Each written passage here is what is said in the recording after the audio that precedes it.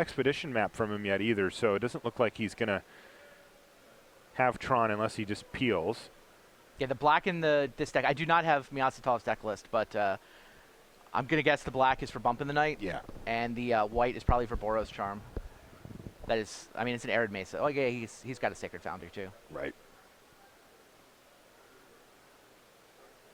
And that's a Skullcrack. Yep. Is he going to get this mana leaked or remanded? Okay. Remanded.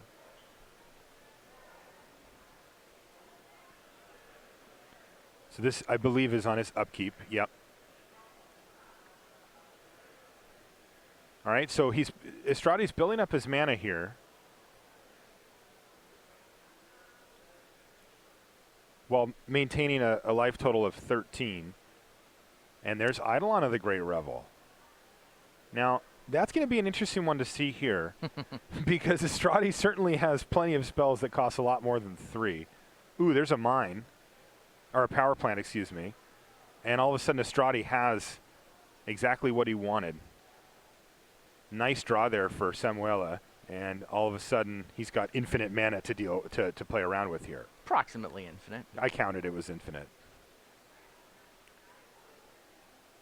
It is enough to both play and activate Mindslaver. That's usually the most expensive turn. Just barely enough, though. Yeah, 10. Exactly the amount you need. Quick count there from Estratti just to make sure. And wow, Batterskull. Main deck Batterskull just seems so nasty for Miasoutov. Ugh.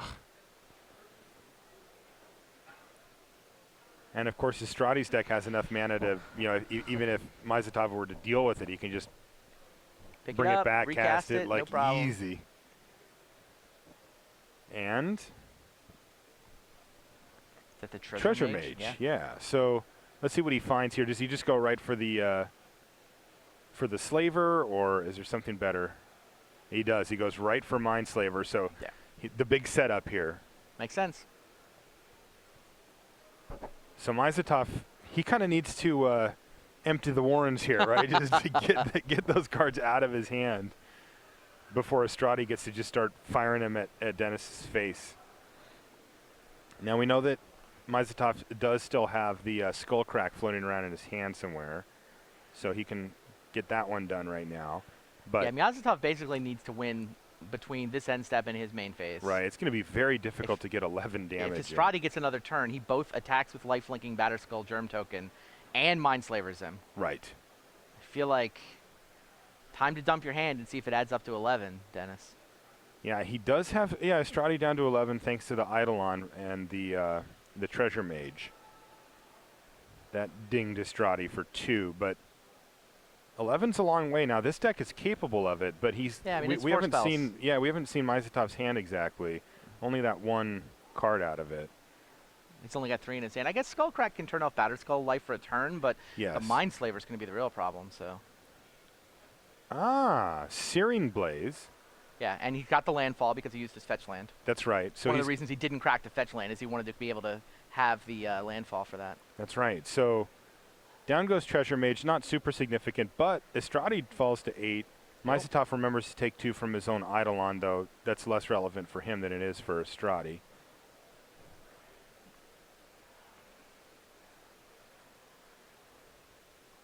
And like you said, Miasoutov can let Estratti untap, Skullcrack him so that the hit from Batterskull doesn't gain Estratti any life.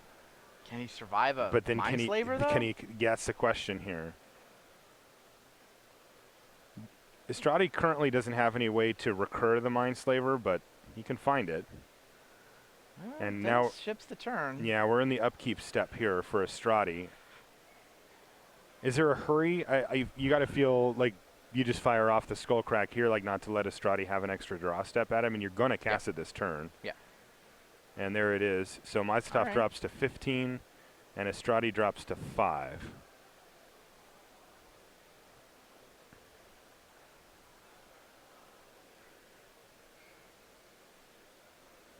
So now Estratti's got 11 mana to play around with.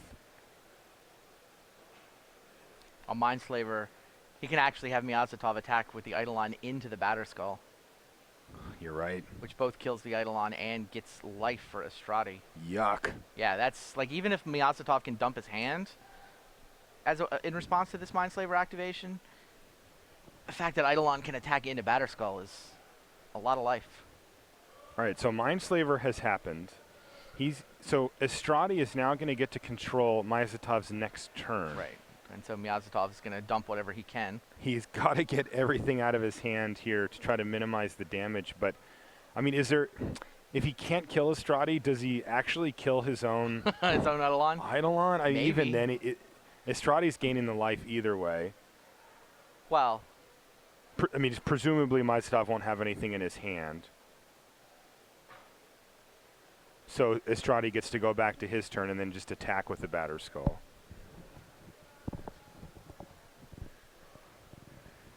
I mean, generally speaking, you know, I've played Batterskull in a few decks in Modern like this. Not in the main, usually out of the board, but I feel like if I can get one hit in with it, that I'm clear. Like, not necessarily that I've just, like, locked up the game, but, like, it feels at least like a 1-for-1 when you do that. Yeah. Pushing up against 2-for-1 sometimes. I mean, the Eidolon's going to die either way. All right, so Shard Volley. Wow. Interesting. So that's going to drop Estratti down to 2. Miasoutov, though, will also drop to 13 off of that. Okay, so we've passed the turn, and now Estratti sees a skull crack, and he's playing for Miasoutov. 1 mana short. He was. He's 1 mana short of winning the game there. Wow. Note that Estratti immediately picks up Miasoutov's sideboard. One of the things he can do when he controls Miasoutov's turn is look at his sideboard. So that's what that was. That is so just disruptively mean. All right. Sacks a fetch land, looks at his deck. Can he fail to find here? I think so. He can just be like, whoops, no mountains. Oh, God. Being on the other side of the mind, he just has to sit there with his hands folded. No, he gave him he'd rather give him two damage. Apparently. All right, so shock you with your own card here. Skullcrack's target player, right? Yeah. So Skullcrack's himself. So that's 5 thanks to the Eidolon. Putting him to 1. Or putting him effectively to 1 here. But, I mean, are we going to see a situation here where Miasoutov is actually going to get to peel? Yeah, but Estratti just gained life off the Batterskull. Like he gained it there, and he's going to gain it back. attacked into the Batterskull, gaining 4, and now Estratti's also attacking with the Batterskull, gaining even more. Yeah, so having gained 8 life, putting him back up to 10, even though Miasoutov's at 1, he did have a top deck to do the 1 damage, but of course 10's out of reach here. Wow. 1 mana short. 1 mana short. Now we're showing Samuelle at 6. Does Skullcrack say that nobody can gain life? He would have attacked first if that were the case. Yeah, it's nobody. I think he sequenced it wrong. I mean, it didn't matter. I think Estratti was just so confident that he had it that he wasn't worried about it. But yeah, he could have attacked before casting the Skullcrack, and then he would have gained the life. Because what does it say? Players can't gain life this turn, yeah. Yeah, all right. So he screwed that up, but got away with it anyway, putting him back up to 6. There's no 1 card in Miasoutov's deck that can do 6 on its own. So. Right. So Estratti controls the mind of his opponent and picks up the first game. Let's take a look at our secondary match. We've got Ross Merriam and Sebastian Villanueva. What is Villanueva up to? What are those? Oh, this looks like Living End. Living End, got it. That's a street wraith. Pod for Merriam. So these guys are also undefeated. All 4 of the players we've looked at ran the table yesterday at 9-0. See a couple of pale recluses in Sebastian's hand. And I don't see any anything Ross on floating 6, around. Seb on 12, it looks like. Yes. This does happen more often than you'd think from what a lot of, you kind of view that Living End deck as a combo deck, but sometimes it just plays these creatures and beats down. Sometimes the Birthing Pod deck has a basic swamp, and you can just swamp walk on over. Yes, it does. That is crazy. Look Yeah. at that. Wouldn't think the Swamp Walk is super relevant on Street Wraith, but that's what's getting the job done here. Now he has 2 different frames on his street wraiths here. Do you see that? I do. Is that blasphemy? I Is he allowed to do that? mean, sometimes you can't find matching. Matching foil Yeah. street wraiths? The modern. One of them's from the future, One's from the future. which was somehow farther in the past. Yes, it is both of those things.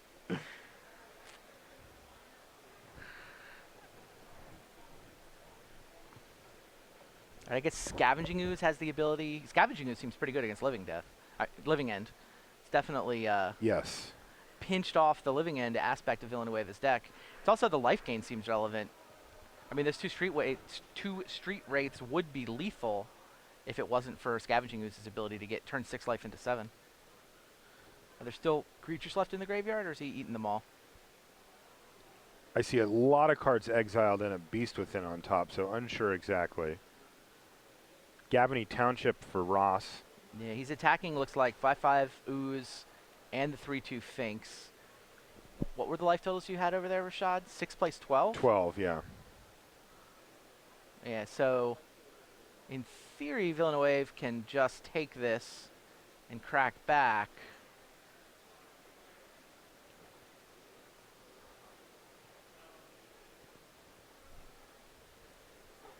But yeah, I'm guessing there's creatures available.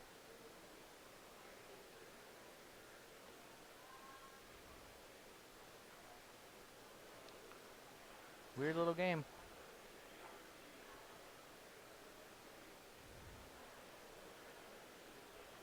If there's not, then this is lethal, right? Yeah.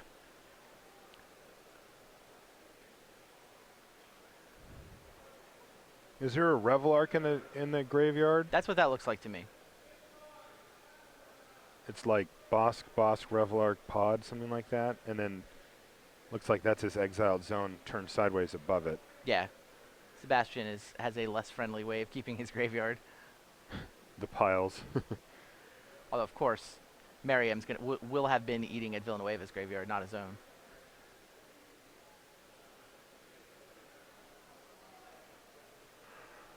I guess he ate his own Linvala. I don't know how that Linvala got removed from the game if it wasn't to Scavenging Ooze. So, presumably that means Ross ran out of things to eat in Sebastian's graveyard and turned his attention to his own. Could be. One Street Wraith is coming over. All right, so they're not lethal.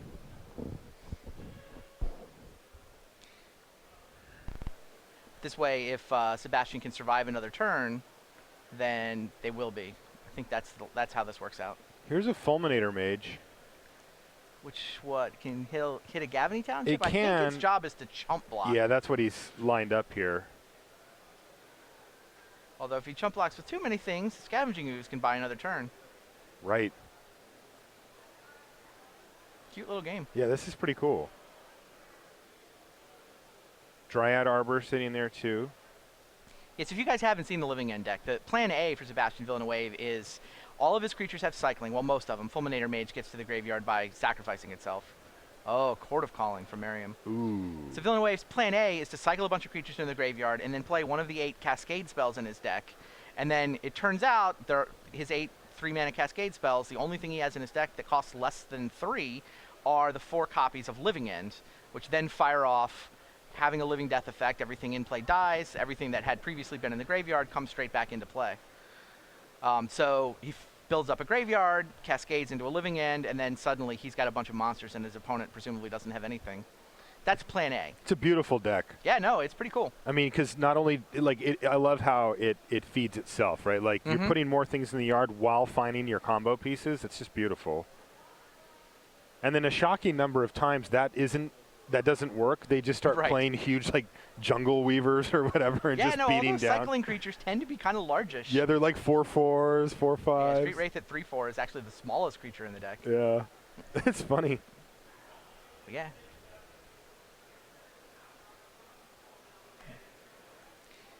So Merriam courted out a red cap. Did what? 2 to the face? Or is he killing the? What's he do? Is this now? Are we responding to red cap? I'd rather see how this finishes out. We can get back to the other match in a minute, right? Yeah, this one is actually winding down to the final Sure turns feels like here. it. It's also possible that the Street Wraiths did get living ended into play, by the way. Trying to think, like, he probably didn't summon them for 5. He probably got off a small living end for the 2 Street Wraiths. Is probably what happened here.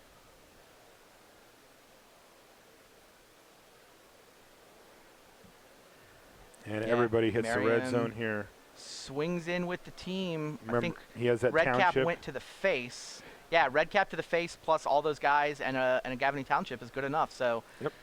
small living end and a couple of Street Wraiths. Swamp walking over that basic swamp, not quite good enough. Close, but the life gain from Scavenging Ooze was just enough to win the game for the pod player. All right, so I see a dismember. What did it kill? A goblin guide or something? Sounds right. Again, Samuelle Estratti finds himself at a relatively low life total for this stage of the game. He's down to 14. He was at 13 around this time last time, but stabilized pretty well at there. Took some burn spells to the face, but that batter skull was absolutely huge. Miasoutov must have been incredibly bummed. There's a Rakdos charm to take out the Signet. That's pretty awesome. Yesterday, Estratti lost his Signet to a smash to smithereens. Oh, he did. Yes. Again, he beat this deck yesterday. So to see this, despite the smash to smithereens. But still, that main deck batter skull was just nasty. Yeah, he's just got the one in the main. He's got but he's also got a Platinum Angel. He's got, enough stuff. Yep, just enough. Rift Bolt comes off a suspend and drops Estratti down to 11. Miasoutov looks at his hand and sort of plans things out here. Estratti only has 1 Tron piece. He's got a tower over there, but he's got Academy Ruins, and there's Thirst for Knowledge. So Estratti tapped out, and Miasoutov's going to take this time to resolve Shard Volley plus Skullcrack. Take 6. Wow. You go down to 5, Estratti? Pretty nasty stuff here from Miasoutov. Already has his opponent down to 5. Is he hellbent, though? Got no cards actually in his hands. Is there nothing on the table? I thought he had 1 left, but I think that might have been it. Now that I look, we'll see if there's anything. He's hellbent. Oh, all right. Well, the name of this game's pretty straightforward now. Still no second Tron Basically, piece from draw Estratti. 2 burn spells, and the game ends. Oh, he's no, got he's 2 got a card. cards. And in fact, he has it enough. He has, or actually, was that a Wear and Tear in his hand? Yeah, Quite possibly. I think he's got a Wear and Tear, and was it a Skullcrack? He has another burn spell. Man, 2 anti-artifact effects. Interesting. It's not really the philosophy of Fire. It's supposed to No. just, find your 6-7 spells to deal 20. But That if the is spells don't deal any interesting. damage. Smash to Smithereens fits that spot better than either Wear Tear or Rakdos Charm in my mind. I mean, Wear Tear and Rakdos Charm are more flexible. Uh-huh. And Miasoutov, obviously, he went 9-0 yesterday. I mean, the deck's clearly working for him. But there's definitely room for error with sideboarding on these type of decks, right? Mhm. Where you can sideboard into too much of a reactive deck. Right. I mean, he diluted the burn a little bit, and Right. he's drawn. If all of his spells just dealt 3, he'd be okay. But they don't.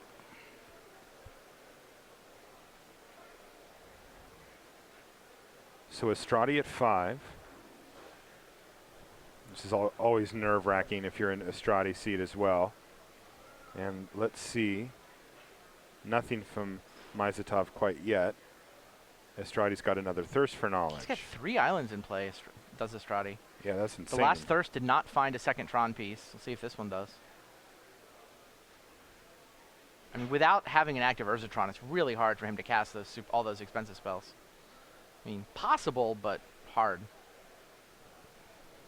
Miasoutov's still in the tank here about what he Right. wants to do something with that on the stack. He's got a Lightning Bolt in his hand. He can get around like a Condescend right now. There's Bolt. Estratti takes it, drops down to 2. Does Miasoutov have another burn spell that he wants to fire off here? He's thinking about it. Yep. He Goes does. for His it. skull crack. There's the Estratti has condescend. condescend. Wow. And now he gets to scry with the thirst for knowledge on the stack too. Yeah. Uh-oh. That could be trouble for Miasoutov. He's out of burn spells. He's got wear and tear in his hand. But we know, of course, that his deck is chock full of burn spells, and it's not going to take much.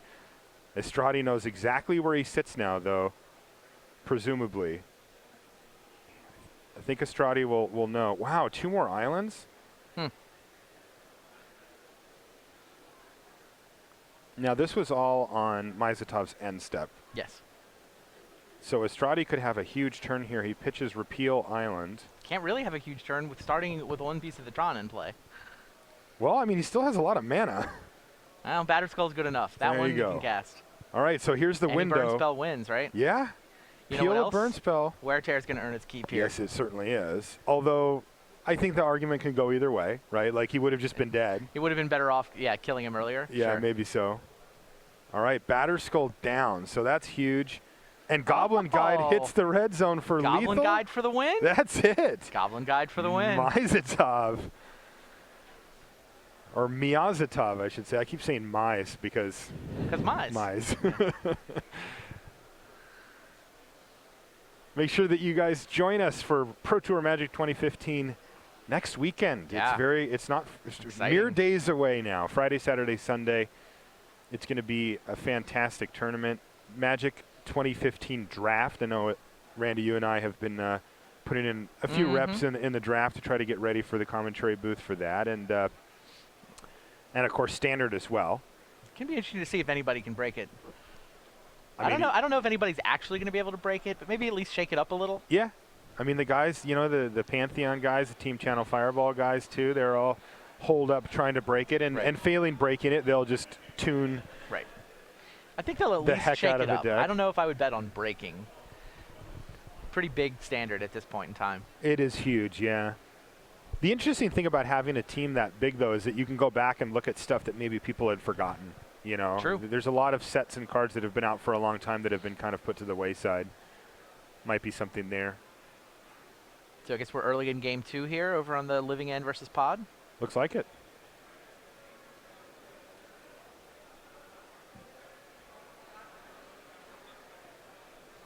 Pod went turn 2 Bird of Paradise and has done nothing else, it looks like. Yeah, and on the other side, there's 2 cycle creatures in the yard, so Sebastian off to a good start here.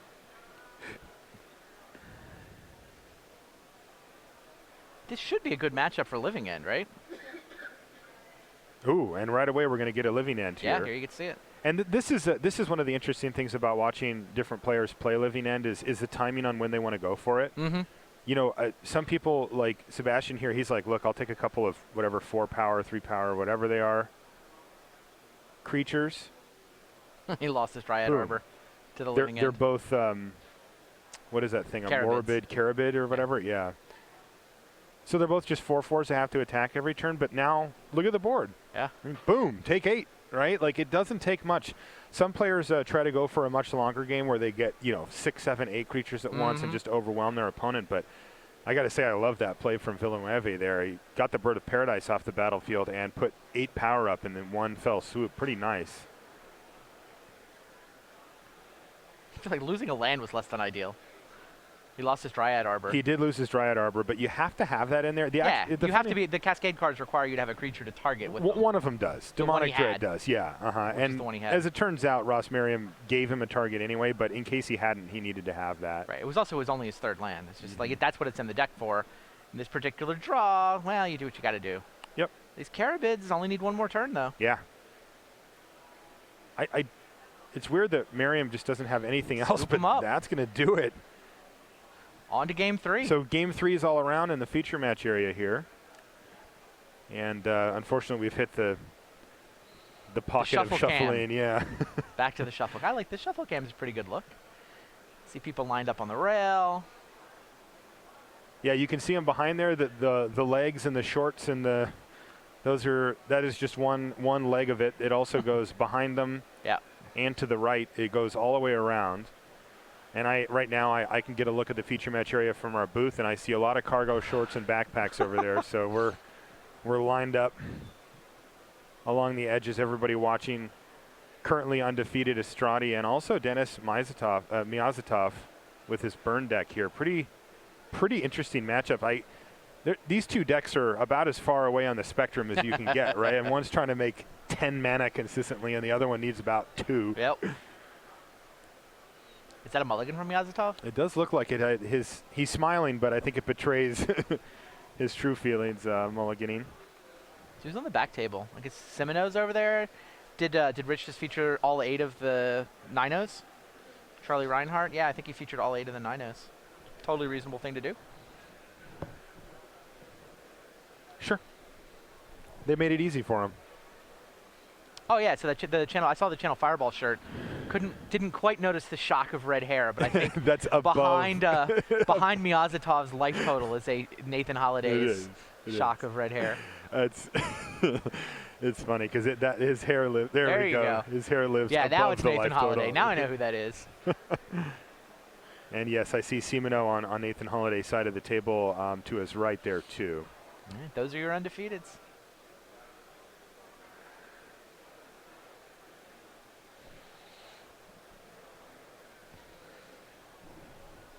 Did we get word on what Nathan's playing? Is he? It was Pod that he made top 8 in Minneapolis with, but I know he had borrowed the cards. I'm assuming he's on Pod, but I don't know for sure. I just know that he borrowed those cards, and Party, McLean, Jacob Wilson are all here. I'm not sure which of his teammates he had borrowed that Pod deck from, but yeah, was one of them. But you know how these pro Magic players are always borrowing from somebody else.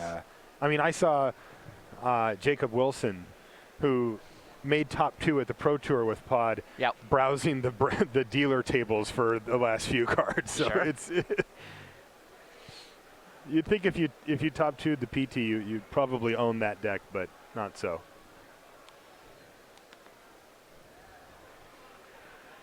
I also see Rich Hagen doing a deck tech with Matt Nass right now, so we'll be bringing you that a little bit later in the day.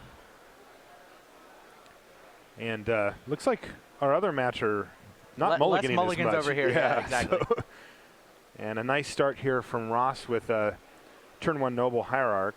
Let's see if he can come up with something a little more punchy than one Bird of Paradise and not a whole lot else last game.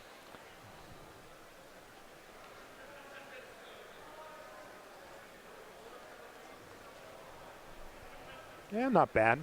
Voice of Resurgence can leave something behind at least, but nothing super impressive. Caravan cycling for 1 is pretty nice in that deck. Yes.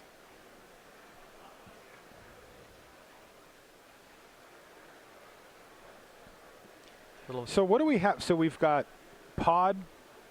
These are the Ninos, right? Right. So we've got Pod versus Living End here, and then we've got Mono Blue Tron versus Burn.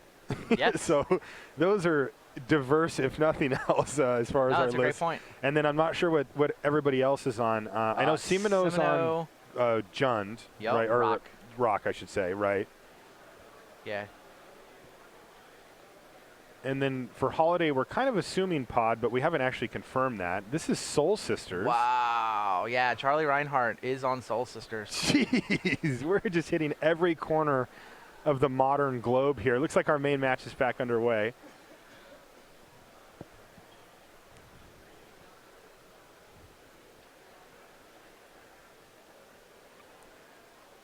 And there's a Goblin Guide that is going to attack, and wow, it's going to hit a power plant there for Estratti as well. With a mine on the battlefield, that can't be great news for Dennis. With Estratti playing first, too. Although Estratti plays an island, signaling that maybe he's got a counter of some sort. That definitely telegraphs either Condescend or Remand. I don't know that he plays Leak.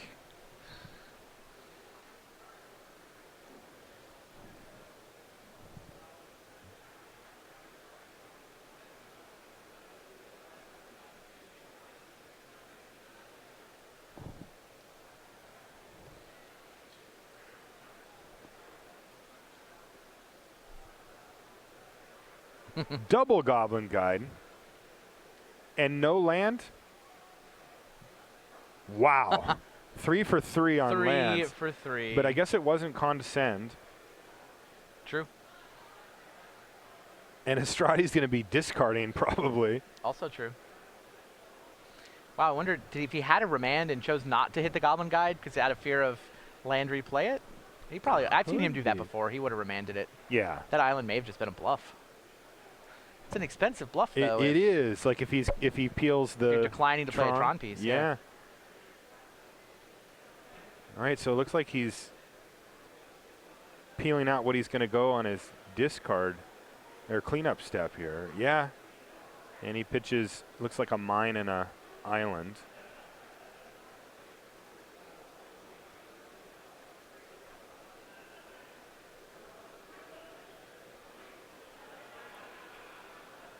So Miasoutov pretty happy to see that. I mean, it's yeah, I think he was quite. I think he was surprised when the second Goblin Guide resolved.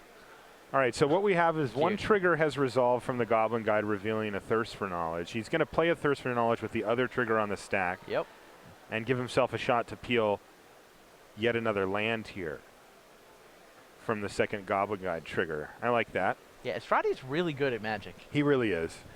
And you can tell he plays a ton, too. Like, he just boom, boom, boom, right? You know, it's not like he had to think about that. He's been in this situation before. And I think that, you know, what people, like, what you really gain from that is you get to use more of your mental ability on the other decisions that are important in the game. And there it is. It pays off for him. If you don't have to sit there and think about, okay, this is on the stack, I do that. If you've just done that a bunch of times, now you can think about other things.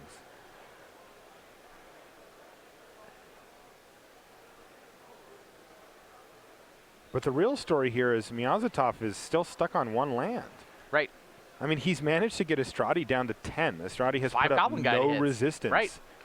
But Estratti's only cast one spell. It's a 3-mana Thirst for Knowledge. How scary is this Tapped for Estratti, though, right? No, just like if Miasoutov starts, like if he finds a second land, you got to figure he's going to have access to bolts and skull cracks and I think that Miasoutov is thinking about if he wants to play a Grim Lavamancer here. I feel like Miasoutov still can't believe his turn 2 Goblin Guide resolved into blue and 1. Yeah. I mean, it's one land draw. You got no choice but to go for it. I don't think he was expecting to get to attack with that second Goblin Guide.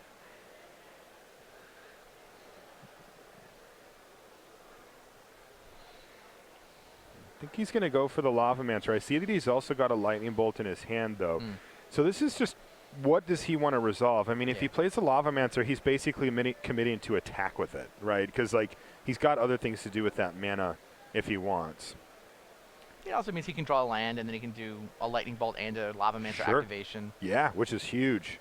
Resolving Lavamancer seems better here than resolving Lightning Bolt. I like it. It's just, there's so many things now that Estratti can. I mean, I'm assuming he's running like maybe Worm Coil engines in somewhere in his list. Yeah. Does he have the natural Tron, though, is the question. Has he drawn a tower in all the cards he's seen? Or does he have to go search it out somehow? And basically use up a turn worth of mana to do it. He's cleared a little spot. Do you see that area, that real estate's for the tower? That is not a Tron. It. That is a basic island. So Miasoutov can breathe a sigh of relief there. Here's more mana through a talisman. And Estratti just has to pass the turn back. Huh. Wow. Miasoutov has to be super, super stoked to see that turn of events, as he has had a pretty rough draw on 1 mana. I mean, this deck can perfectly go on 2, and it can do quite a bit on 1, but it does need to hit that second at some point.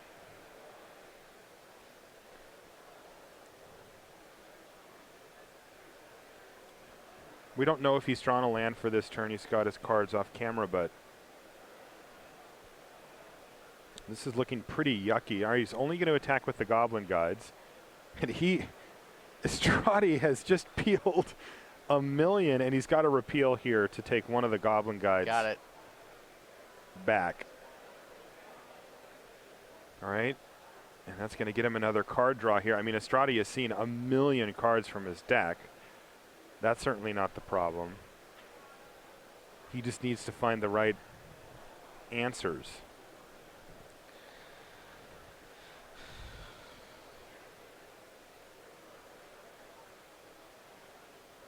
All right, it is a second land. Number 2. So Fair. His opponent's only drawn, what, 37 lands? yeah, 37 of them. So Miasoutov can go for Lightning Bolt, Grim Lavamancer. He can resolve the bolt. Ooh, that's a bump in the night. I saw there's a Lightning Bolt in his hand too, though.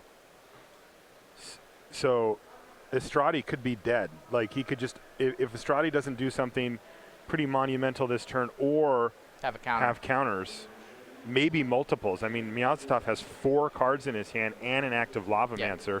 Plus, no, Estratti's out of time. Yeah, plus he needs to do something next turn. He for does. Sure. And I mean, I don't even know what he can do. Like, playing a Worm Coil or a Batterskull doesn't get it done. Yeah, Mindslaver. Needs a tower. He just hasn't found the tower. I think he just drew a tower. That's a tower right there, isn't it? Just off camera. Yeah. Okay. So the question is, with 100 cards in hand, what can Estratti do?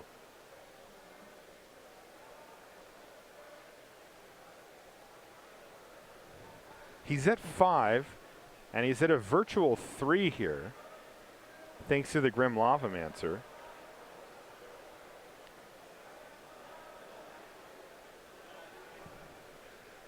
So here comes the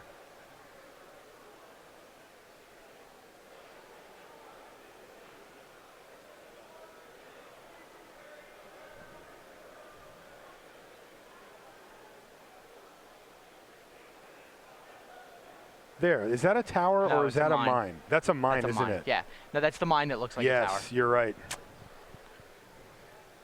I literally just cycled through all the art on Antiquities to make sure. Yeah, that's not going to do it. Worm Coil Engine, somehow not enough against the burn player here. It's just too late. Turn 5 Worm Coil. It's too slow. Way too slow here for Estratti. And he's dead. That's it. He's going to take dead to me. He's going to take 2 here, and he's going to get bolted. Miasoutov's going to take his time here.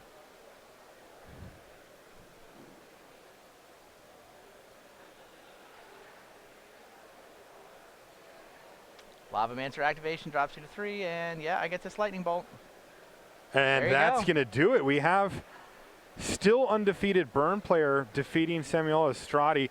I got to figure that that's a really bad matchup for Estratti. We saw him win it yesterday. He won the game that he won here looked pretty convincing. But he also had that one of Batterskull in his draw. Like, that just probably doesn't happen. No, that's fair. Enough. I agree. I think it is a bad matchup, but Estratti's a great player. Yeah, for sure. I mean, like he has the tools. Like, they are in the deck. It's just a consistency thing. Right. Yeah. There, he needed a tower. If you give him a tower before turn 5, and he's fine. So game 3 here looks like Villanueva's been filling up his graveyard. Merriam has a pod going.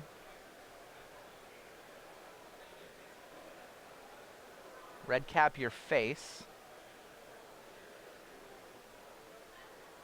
Does Villanueva not have a just not have a Cascade card? Apparently.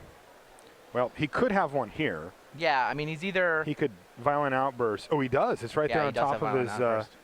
and that one's an instant and doesn't need a target, so... Yeah, it seems like he's been letting Merriam commit as much to the board as he wants to with that pod, while Villanueva fills up his graveyard. This seems like a pretty nice spot to do it. He'll leave him with just the red cap on 1 and the token as a 2/2. Is that right?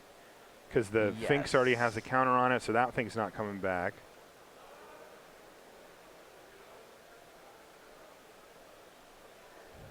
There aren't super juicy pod targets for this matchup, I guess. I mean, some people play some hand destruction, right? You can go get a card out of the guy's hand. Yeah, the Exarch, yeah. Oh. Okay. I guess pod filling up your own graveyard helps. It does. I mean, he must have been on a super low life total where the red cap, like red cap to the face, must have been a signal that he was super low. Okay, yeah. Maybe the red cap coming back was enough all by itself. I took a quick look at Ross's yard, and he had like a couple of Noble Hierarchs in there, maybe something else, like a voice or something. But yeah, it must have been enough. Great. Looks like we're going to get one of our back table matches. And Ross Merriam won that one. Yep. Yeah. Okay. Great. I'd love to see I'm still wondering Some what more live Nathan and magic. Wesley are playing, our other two undefeateds. I don't know if Rusty, is it possible for you to find out what Nathan Holliday and Wesley Hovanek are playing? I didn't get all the deck lists this round. Oh, is that the match that's moving? Perfect. Hey, wasn't Randy even sure asks, which way the Randy pairings receives. went. I like it. Well, we have 6 different archetypes amongst the 6 9-0s we know about. And It's kinda very cool. diverse, too. We're not talking about tweaks on, we're not No, like. not even close. They're just Pod, Living way. End, Tron, Burn, Rock, Soul Sisters. Yes. Not even close. And that's missing like this could be Affinity Splinter Twin, right? Yeah. Wow, yeah. Like there's 2 of the We haven't Legend seen top red, white, 4. blue on that list either. Right. So Nathan Holliday on the left. Is that I don't know Wesley Hovanek. No, that's That's still the guy that's from Dennis. last round, right? Yeah, That's the miser, even though that's not remotely close to Miasoutov. what his name is. Yeah. Should be. Should be. If I had that name, I think I'd encourage people to change You it would to just be Mize. like, oh, my family's pronounced it Mize Absolutely. for years. Miasoutov. Years and years. Oh, we can almost see Holiday's deck here, at least his sideboard. What are those cards? Can't quite tell from here. He's too quick. Oh, I see a Thoughtseize. What does that tell us? Does that tell us anything, Randy? Maybe the rock?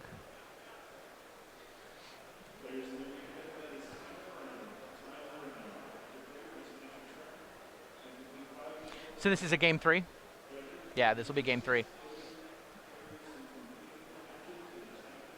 I'm trying to look right now at him shuffling. By the way, this is why when you shuffle your opponent's deck, you should always look the other direction. A lot of information potentially available. There is. I mean, when you really break it down, you can. I bet you, like you, Randy, I bet you I could walk up and just take a deck and just cut it and show you one card, and you could narrow it down in most cases to either exactly the deck or just a very, very small subset of decks that it could be. Now, sometimes I show you an island. Turn 1s, right? Yeah, exactly. And so, What sometimes is that, I show you. Blackleaf Cliffs for Grim Lavamancer? Yeah, and you nailed it. Yeah.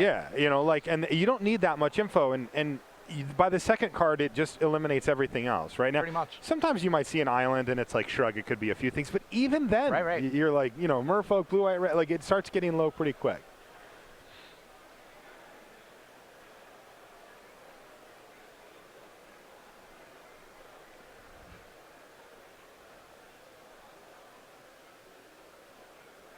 All right, so it looks like they're just about ready to get underway. I saw more of the same. There's a kitchen fink, so pod with Presumably. maybe be brought in the I thought season the sideboard's pretty Thoughtseize, reasonable yeah. for Pod.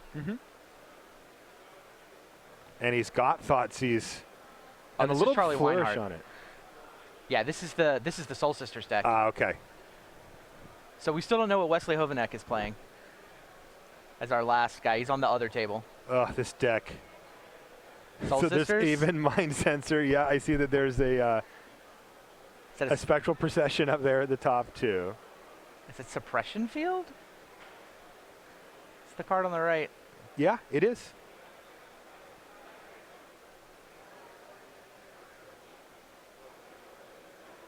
Yeah, so Soul Sisters is so called because of Soul Warden and Soul's Attendant, both 1-mana creatures that whenever a creature comes into play, you gain a life. And so the deck is designed to put lots of creatures into play and gain a ton of life. Essence Warden as well, or Soul Warden's the white version. Soul's Attendant is the one that comes down. So it can gain a lot of life, and it can mount a pretty aggressive charge as well. It can. It has sort of this token aspect to it where it makes a bunch of flyers. Sarah's Ascendant is very happy when you gain a bunch of life. This version plays Squadron Hawk and Honor the Pure. Ajani's Pride Mate is the other card that really takes advantage of all the life that you're gaining to grow gigantic, potentially. Yeah, it's interesting. It takes a really weird tack on the form because the things that it does are ultimately not that powerful individually. Right. But when you have so much time, you can just do so many of those things that you can overwhelm the board. It's really funny. It's a deck that on paper looks terrible. Like if somebody showed that deck to me, I would be like, what are you thinking? You could never play that. But when you play against it, it clicks. You're just like, wow, I cannot kill them in any reasonable time frame. Right. And they make so many stupid 1/1s over the course of a game that they grind you out. So Suppression Field, which is the card that Nathan chose not to Thoughtseize and just resolved, is activated abilities cost 2 more to play unless they're mana abilities. Right. So it makes fetch lands super awkward. It makes Birthing Pod kind of awkward.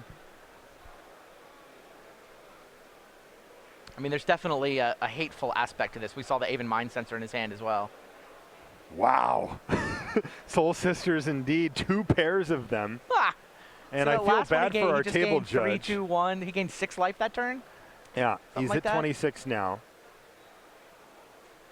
But Voice of Resurgence holds off the whole team. It does. That's okay, though. This deck that Charlie Reinhardt's playing can go long for sure. Yeah. Especially if he finds like a Squadron Hawks. Oh.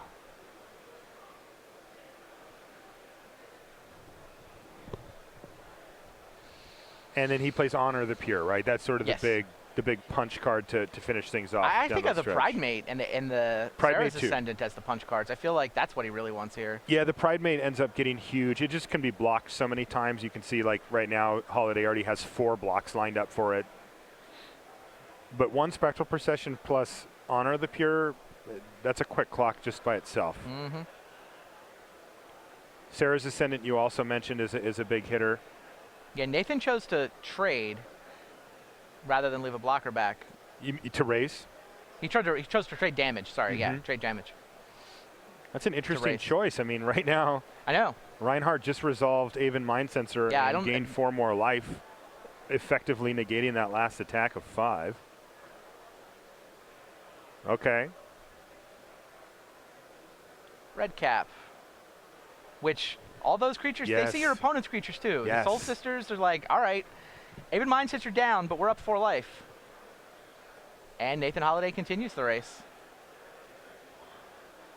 Because he does have Red Cap on defense this time. That's right. Okay, it's a Pride Mate that is going to be instantly massive. Trigger, This trigger, is- trigger, trigger. So it's a 6/6, I guess? Yeah. Quick lesson in how the deck works. That little dorky grizzly bear. How do you feel about a 2-mana 6/6? Yeah. And now better than if Nathan Tarmogoyf. Holiday plays a creature, and remember, this is Birthing Pod. Like, it's all creatures. Right. He's going to be playing a creature, like, basically every turn All right, he pays full price for the Birthing Pod. because he knows he can't Yeah, activate if it wasn't for Suppression Field, he'd be tempted to go Phyrexian mana to activate, and but Suppression Field says no such luck. All right, he did actually end up paying Phyrexian mana, I think, so that he could play Oh, that I see. Hierarch. But now the Johnny's Pride Mate jumps up another 4, and we're going to need a full dice box for that thing. Where's our cool dice, by the way, Rashad? I think those are about the worst coverage dice possible. The black ones? The black ones with the red pips. Yeah, Yeah. we're going to get. We've got another box of dice. We'll bring them in that are a lot more visible, but I don't think we're going to be able to see that Pride Mate after a while.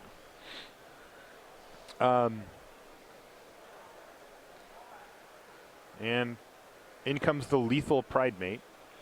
Oh yeah, wow, that was quick. Yeah.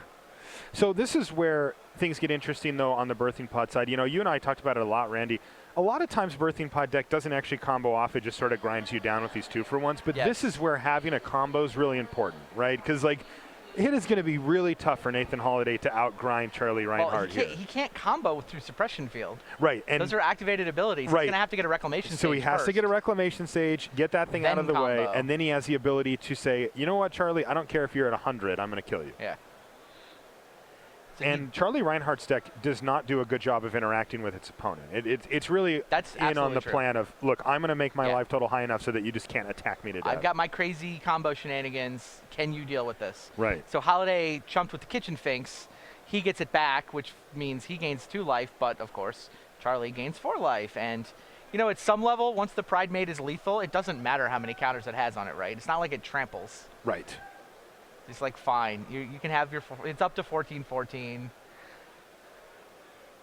By the way, we have a dice that has a 12 on it. I know, I like was that. noticing that. It's a 6-sided die that had an 8 and a 12 on it. That's pretty cool. Do we have the next one? That's time in the round, Rashad? Oh, Wow. they just called time in the round? Oh, they wow. probably have at least a small extension from having moved tables, though. Yes. Do they have an extension? Oh, time in the round for the tournament was called a while ago, but time for this match just got called. So they're now in extra turns. This sure looks like a draw. It sure does. Like, neither one of these players seems particularly close to winning.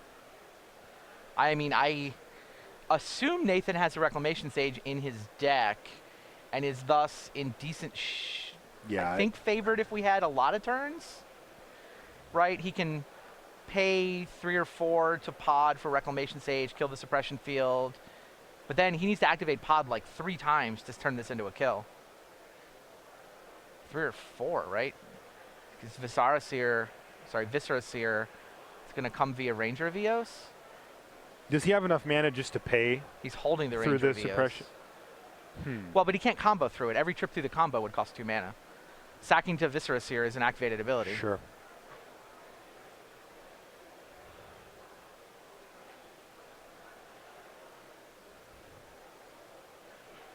Yeah, this feels like if Nathan had enough turns, he could Sage away the suppression field. He could access the Viscera Seer, I think by playing Ranger Vios out of his hand. He's going to have to maintain chump blockers through all of this, but that's another place Ranger Vios actually comes in handy. Right? It creates sort of 2 chump blockers plus a Viscera Seer. Right. I think Nathan could win this eventually, but I don't think he can win it in 3 turns. And of course, Charlie Reinhardt can throw a wrench in that pretty easily by drawing either a Spectral Procession or a Squadron Hawks. Right. Yeah, he basically has to go to the air. He's not going to get through on the ground. No. All right, Nathan elects to pay 4 to pot away Voice of Resurgence. He'll get the token. I'm going to guess Reclamation Sage. And a creature has entered the battlefield. More life.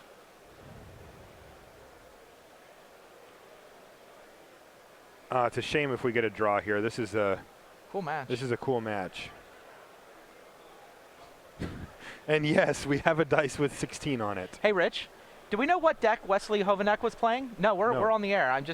We've been trying to figure out all around what the deck lists were for our feature match area. I never got them. Wesley Hovanek's the only one we haven't figured out. The guy in first place, Wesley Hovanek. So Reclamation Sage is what he went and searched up.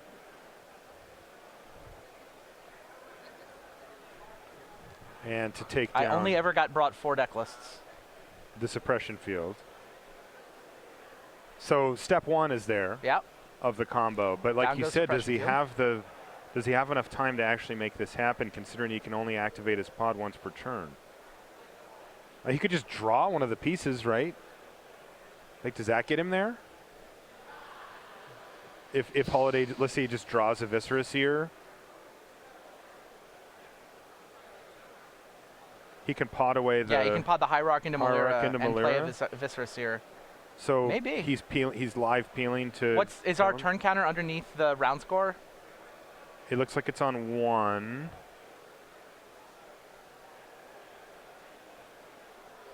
Yeah, so right. Turn 1 is... so Nathan was on turn 0. This is turn 1. 2, 3, 4. So yeah, Nathan has 2 more turns.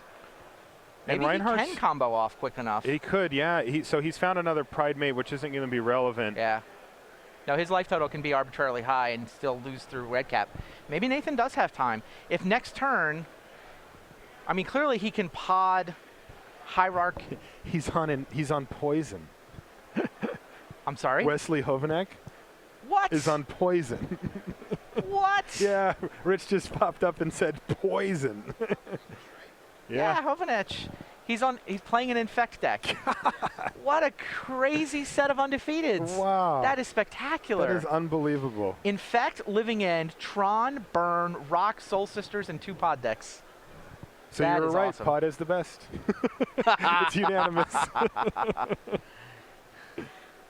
Wow, that's incredible. So this is Holiday lining up what the would-be blocks here. I'm assuming that Pride Mate's bigger, too, the other one. There we go. Whoop, can't use that dice. And yes, that is a 26-26 of Johnny's Pride Mate sitting there. Just hanging out. We have a die that goes to 24. Modern is awesome. These are some cool decks and some cool interactions.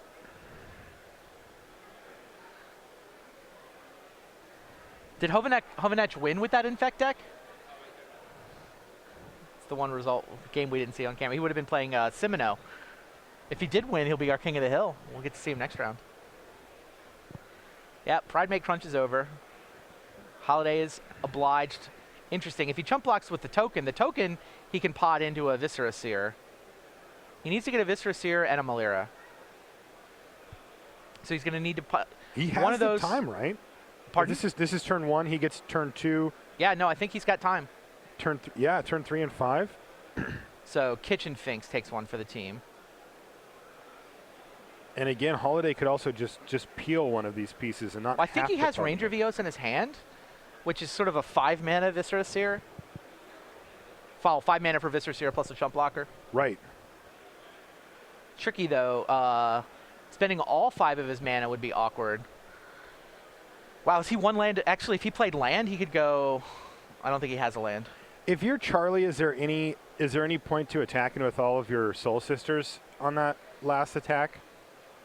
Like, 2 of them get Forcing eaten. trades is awesome. Yeah, but 2 of them pod- get eaten, but the Reclamation Sage and Right. the Noble Hierarch would have to block. But the thing is, Nathan can also just take it.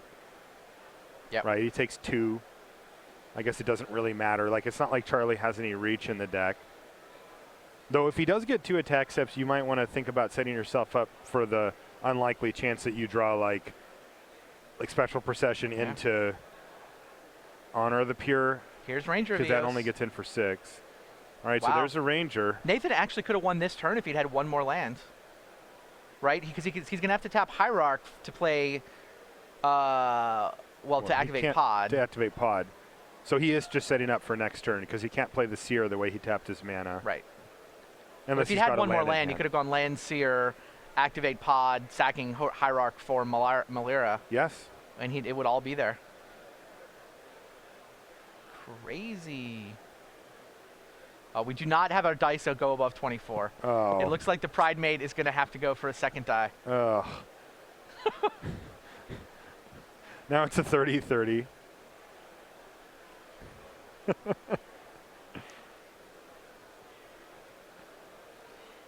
Two Pride Mates, though. He's got the blockers, right? Eos Yes. can block. The Reclamation Sage can block. Yep. He can take four Soul Sisters.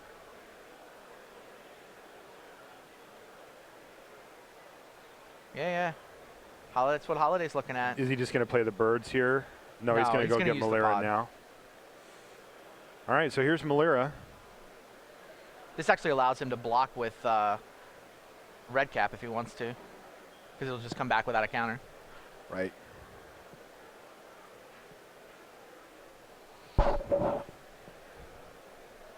Okay. So, combo pretty much assembled. Like you yeah, said, he he's was one one mana mana short of away. winning this turn. Yeah. But the he fact gets is, one last turn. Yeah, so this is interesting. Like, does Charlie have Path to Exile in the board or even in the main? Like, is that a thing that he can draw here, get rid of Malira, and bust this combo up? He does play 4 Path to Exile in the main deck. Okay. So, Charlie's got to know that even though he's at 56, and even though he has a 34-34 Ajani's Pride Mate alongside a 14-14 Ajani's Suppression Pride Field Mate. would also bust up the combo. Okay. I think Path or Suppression Field gets Charlie a draw, and if he doesn't come up with one of those, I think Nathan's going to win it on his last extra turn. In the meantime, there's attacking to be done. Yeah.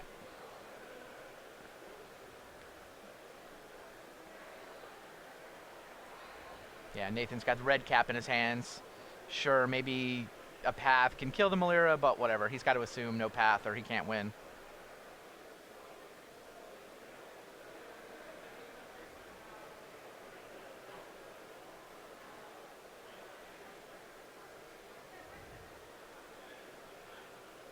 It's funny, when the Red Cap starts looping in the combo, he has to kill the Soul's Attendants first.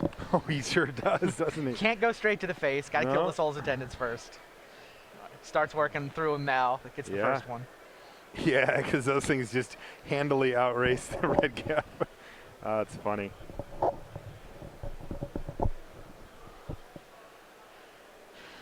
Uh-oh, that's one white mana. Oh, just another Soul's Attendant. Not path. That's not going to do it. All right, so it looks like Holiday is going to be able to combo off here. I think that the dice on our larger Pride Mate have switched to the decimal system. They have 36. We need a 0. Now we need a 0 die. We do. Oh, we broke the decimal system. He just put his whole dice box on top. It's infinite. So Reinhardt at 36 life with 2 absolutely massive creatures. Looks like he is going to be comboed out here by Nathan Holiday on the 4th turn of extra turns. Is that a Restoration Angel? Yeah. Didn't know that was a thing.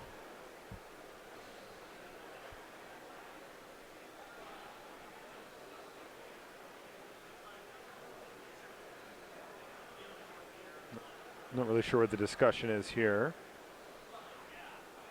I think Charlie was singing maybe he wanted to do something during upkeep. I see. He's attempting to represent Path to Exile. I don't know if he has it or not, but he's certainly acting as if he has it. Okay. I think he's just trying to trick Nathan into not going for it, which there's 0 chance of that working. Yeah. Nathan has to go for it. He is compelled to do so. No path.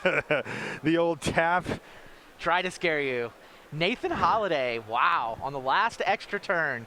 Just enough time for Pod to get the Reclamation